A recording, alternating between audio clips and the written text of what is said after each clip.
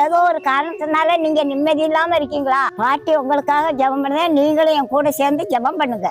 என்னதான் காசு பணம் இருந்தாலும் நிம்மதியை அவர் தாங்க தரணும்.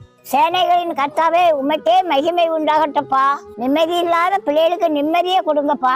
சமாதானம் இல்லாம இருக்க பிள்ளைகளுக்கு சமாதானத்தை கொடுங்கப்பா. படுத்தா தூக்கமே வரமாட்டாங்க, உங்களுக்கு நல்ல தூக்கத்தை கொடுங்கப்பா. எல்லா வியாதிகளையும் சுகமாக்குங்கப்பா. பக்கவாத வியாதிகள்லாம் சுகமாகட்டப்பா. கர்ப்பப்பை பிரச்சனையெல்லாம் சரியாகட்டும்ப்பா.